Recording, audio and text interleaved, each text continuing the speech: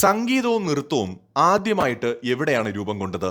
ഈ ചോദ്യത്തിന് ചരിത്രപരമായും നരവംശാസ്ത്രപരമായും രണ്ട് തലത്തിലുള്ള ഉത്തരങ്ങളുണ്ട്. മനുഷ്യരാശി എവിടെയാണോ പരിണമിച്ചത് അവിടെയെല്ലാം പ്രാഥമിക രൂപത്തിലുള്ള സംഗീതവും നൃത്തവും ഉണ്ടായിട്ടുണ്ട്.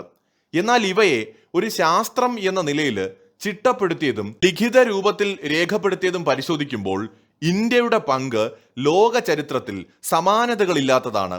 അതായത് ഇന്നത്തെ സംഗീതം അല്ലെങ്കിൽ നൃത്തം ഇങ്ങനെയുള്ള എല്ലാ കലാരൂപങ്ങളും ലോകത്തിന് സംഭാവന ചെയ്തത് നമ്മുടെ ഭാരതമാണ് എന്ന് തന്നെ പറയാം.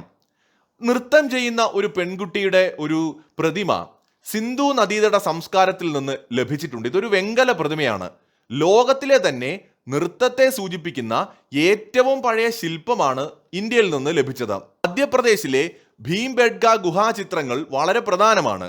ഈ ഗുഹകളിൽ 10,000-കണക്കിന് വർഷം പഴക്കമുള്ള ചിത്രങ്ങളുണ്ട്.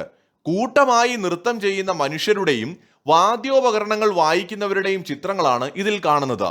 ഇത് മനുഷ്യൻ നാഗരികത കൈവരിക്കുന്നതിന് മുൻപേ നൃത്തം ശീലിച്ചിരുന്നു എന്നതിന്റെ തെളിവാണ്.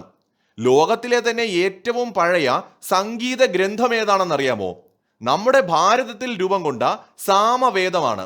ഏകദേശം BCE 1200-നും 1000-നും ഇടയിലാണ് ഇത് രചിക്കപ്പെട്ടിരിക്കാമെന്ന് കണക്കാക്കുന്നു. എന്നുവെച്ചാൽ 3000 വർഷങ്ങൾക്ക് മുമ്പ്. ഇതിലെ മന്ത്രങ്ങൾ എങ്ങനെ ആലപിക്കണം എന്നതിന് കൃത്യമായ സ്വരസ്ഥാനങ്ങൾ നൽകിയിട്ടുണ്ട്. ഭരതമുനിയുടെ നാട്യശാസ്ത്രത്തെക്കുറിച്ച് കേട്ടിട്ടുണ്ടോ? AD 2-ാം നൂറ്റാണ്ടിനും BC 2-ാം നൂറ്റാണ്ടിനും ഇടയിൽ രചിക്കപ്പെട്ടത് എന്ന് കരുതുന്ന ഈ ഗ്രന്ഥം ലോകത്തിലെ തന്നെ പ്രകടന കലകളെക്കുറിച്ചുള്ള ഏറ്റവും വലിയ പ്രമാണമാണ്. നൃത്തം, സംഗീതം, നാടകം എന്നിവയുടെ നിയമങ്ങൾ ഇതിൽ വിശദമായിട്ട് പ്രതിപാദിക്കുന്നുണ്ട്.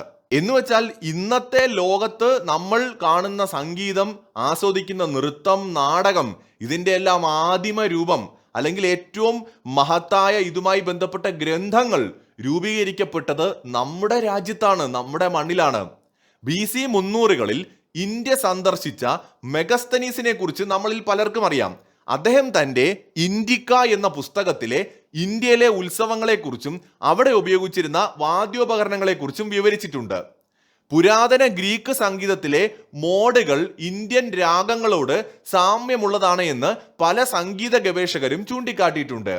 ഡയോണിഷ്യസ് എന്ന ഗ്രീക്ക് ദേവൻ ഇന്ത്യ സന്ദർശിച്ചതായും ഇവിടെ നിന്ന് നൃത്തവും സംഗീതവും ഗ്രീസിലേക്ക് കൊണ്ടുപോയതായും ചില പുരാതന ഗ്രീക്ക് ഐതിഹ്യങ്ങളിലും പറയുന്നുണ്ട്.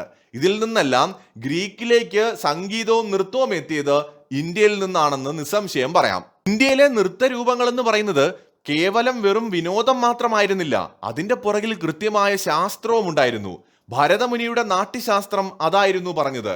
ലോകത്തിലെ തന്നെ പ്രകടന കലകളെക്കുറിച്ചുള്ള ഏറ്റവും സമഗ്രമായ വിജ്ഞാന കോശമായ അത് കൃത്യമായിട്ട് മുദ്രകൾ എങ്ങനെ പ്രയോഗിക്കണമെന്ന് പോലും പറയുന്നുണ്ട്. ആശയവിനിമയത്തിനായി കൈകൾ കൊണ്ട് കാണിക്കുന്ന മുദ്രകൾ ഇന്ത്യൻ നൃത്തരൂപങ്ങളുടെ സവിശേഷതയാണ്. ലോക സംഗീതത്തിന് ഇന്ത്യ നൽകിയ ഏറ്റവും വലിയ സമ്മാനമാണ് രാഗങ്ങൾ. വെറും മെലഡി എന്നതിലുപരിയായിട്ട് ഓരോ സമയത്തും ഓരോ വികാരങ്ങളെ ഉണർത്താൻ കഴിയുന്ന രാഗങ്ങൾ ഭാരതീയ സംഗീതത്തിന്റെ സവിശേഷതയാണ്. അതോടൊപ്പം തന്നെ ലോകത്തിലെ ഏറ്റവും വികസിതമായ താളക്രമം ഇന്ത്യയിലാണുള്ളത്. കർണാടക സംഗീതത്തിലെയും ഹിന്ദുസ്ഥാനി സംഗീതത്തിലെയും കണക്കുകളിൽ അധിഷ്ഠിതമായ താളങ്ങൾ പാശ്ചാത്യരെ ഇന്നും അത്ഭുതപ്പെടുത്തുന്ന ഒന്നാണ്. ഇന്ന് ലോകം മുഴുവൻ ഉപയോഗിക്കുന്ന സംഗീതത്തിലെ 7 സ്വരങ്ങൾ ആയിരക്കണക്കിന് വർഷങ്ങൾക്ക് മുൻപ് തന്നെ, അതായത് സാമവേദത്തിന്റെ കാലത്ത് ഇന്ത്യയിൽ രൂപപ്പെടുത്തിയതാണ്.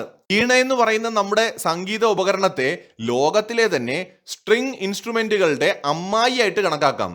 പുല്ലാങ്കുഴൽ, തബല, മൃദംഗം ഇവയുടെയൊക്കെ തന്നെ നിർമ്മാണ രീതിയും അവ പുറപ്പെടുവിക്കുന്ന സൂക്ഷ്മമായ ശബ്ദങ്ങളും ഇന്ത്യയുടെ സാങ്കേതിക മികവിന്റെ തെളിവാണ്. നൃത്തത്തെ ഒരു ശാരീരിക വ്യായാമം എന്നതിലുപരിയായിട്ട് ഒരു ആത്മീയ വിനിമയ മാർഗമാക്കി ഇന്ത്യ മാറ്റിയിട്ടുണ്ട്. കൈകളുടെ ചലനത്തോടൊപ്പവും അല്ലെങ്കിൽ മുദ്രകളോടൊപ്പവും കണ്ണിന്റെ ചലനം, കാൽവയ്പ് എന്നിവയൊക്കെ എങ്ങനെ വേണമെന്ന് വരെ നാട്യശാസ്ത്രത്തിൽ വിവരിച്ചിട്ടുണ്ട്. ഭയം, ശൃംഗാരം, കരുണം, വീരം എന്നിങ്ങനെ 9 ഭാവങ്ങളെ മുഖത്തെ പേശികളിലൂടെ മാത്രം പ്രകടിപ്പിക്കുന്ന രീതി ലോകത്ത് മറ്റൊരു നൃത്തരൂപത്തിലും ഇത്രയേറെ ആഴത്തിൽ കാണാൻ കഴിയില്ല.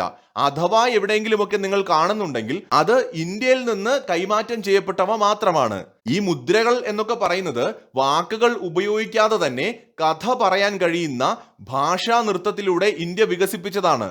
ഭാരതത്തിലെ ക്ഷേത്രങ്ങൾ പരിശോധിച്ചാൽ ആയിരക്കണക്കിന് നൃത്ത മുദ്രകൾ കല്ലിൽ കൊത്തിവച്ചിരിക്കുന്നത് കാണാം. ഇത് നൃത്തം എത്രത്തോളം ജനകീയമായിരുന്നു എന്നതിന്റെ തെളിവാണ്. അതോടൊപ്പം തന്നെയാണ് ശാസ്ത്രീയമായ ഇതിന്റെ സ്വാധീനം.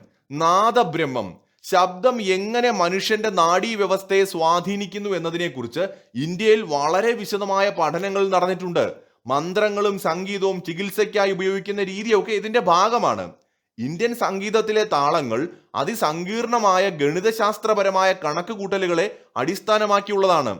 യൂറോപ്പിലെയും മറ്റും സംഗീതം വെറും കേൾവി സുഖത്തിന് മുൻഗണന നൽകിയപ്പോൾ ഇന്ത്യ സംഗീതത്തെയും നൃത്തത്തെയും ഗണിതം, മനഃശാസ്ത്രം, ആത്മീയത എന്നിവയുമായിട്ട് സംയോജിപ്പിച്ചു. ഇന്നും ലോകത്തിലെ പ്രമുഖ മ്യൂസിക് സ്കൂളുകളിൽ ഇന്ത്യൻ രാഗങ്ങളെയും താളങ്ങളെയും കുറിച്ച് പ്രത്യേക പഠനങ്ങൾ പോലും നടക്കുന്നുണ്ട്. നമ്മുടെ ഈ കലകൾ പിൽക്കാലത്ത് തെക്ക് കിഴക്കൻ ഏഷ്യൻ രാജ്യങ്ങളായ ഇന്തോനേഷ്യ, തായ്ലൻഡ്, കംബോഡിയ എന്നിവിടങ്ങളിലേക്ക് പോലും എത്തിയിട്ടുണ്ട്. എന്നിവിടങ്ങളിലെ സംസ്കാരത്തെ സ്വാധീനിച്ചിട്ടുണ്ട്. ചൈനയിലെയും ജപ്പാനിലെയും വിയറ്റ്നാമിലെയും ഒക്കെ കലാരൂപങ്ങളെ സ്വാധീനിച്ചിട്ടുണ്ട്. ചുരുക്കി പറഞ്ഞാൽ ഇന്ത്യയിൽ നിന്ന് നൃത്തം, സംഗീതം തുടങ്ങിയ കലാരൂപങ്ങൾ ഇന്ത്യയിൽ മാത്രം ഒതുങ്ങാതെ ഏഷ്യയിലെ മറ്റു ഭാഗങ്ങളിലേക്കും യൂറോപ്പിലേക്കും വരെ പ്രചരിക്കപ്പെടുകയും ആ നാടുകളിൽ ഉണ്ടായിരുന്ന പ്രാദേശിക കലാരൂപങ്ങളെ പോലും സ്വാധീനിക്കുകയും ചെയ്തിട്ടുണ്ട്.